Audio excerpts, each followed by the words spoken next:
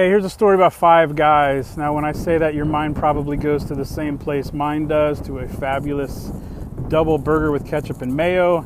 A little trick I have is to order the grilled cheese chaser. But today is not about that 5 guys. It's about 5 different guys that didn't give up. There's a story of a man who was paralyzed, and you can read about it in Mark 2 during the time of Jesus. Now, Jesus was well known by this time because he'd performed numerous miracles. He healed many people. So because of that, as you can imagine, huge crowds would follow him and big groups of people would gather wherever he was. People wanted to be near Jesus because of what they believed he could do for them.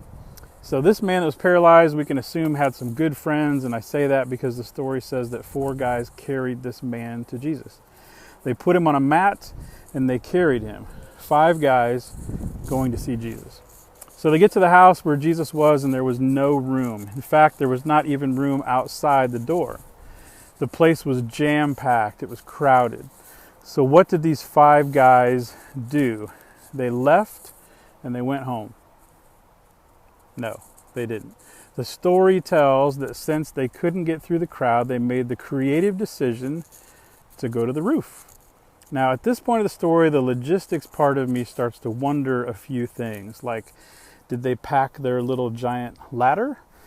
How did they all get up to the roof with their buddy? How'd they get up there? We don't know these details, but Mark tells us that they start to dig in the roof. Now, in those days, the roof was most likely constructed with sticks and branches and mud. So they start to dig not only a hole, but a hole big enough to lower the mat. And again, I start to wonder things like, where was the homeowner? I hope he had insurance. What was his reaction when he sees guys breaking through his roof? Well, we might not know the homeowner's reaction, but we do know the reaction of Jesus. So watch this in verse 5. Jesus says, he saw their faith. It says, verse 5 says, Jesus saw their faith. He saw their faith. He said to the paralyzed man, "Son, your sins are forgiven." And he later says, "Get up, take your mat, and go home." And this amazed everyone. They praised God and said, "We have never seen anything like this." So consider these 5 guys. They didn't give up. The man was paralyzed. He didn't give up. The 4 guys who knew their friend needed help, they didn't give up. They all travel to Jesus. They can't get to him. It's too crowded. They didn't give up. They busted through a roof. What can we learn? We give up way too easy. This is a picture of faith in action. If we believe something is possible, we still do our part. We don't sit. We act, we move, we put our faith into action.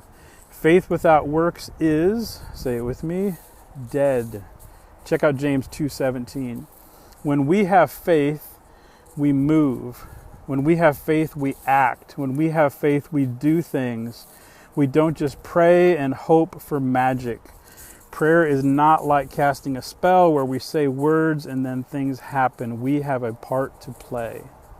Our faith needs to be put into action. So maybe you need to break through something. Maybe you need to do a little digging. Maybe you see no way out or you see no way in and will continue to not see a solution until you break through something. Just like those guys took their hands and broke through that roof, maybe your hands need to break something. Maybe you've been sitting on your hands too long and doing absolutely nothing. So remember these 5 guys who didn't give up. Let them inspire you.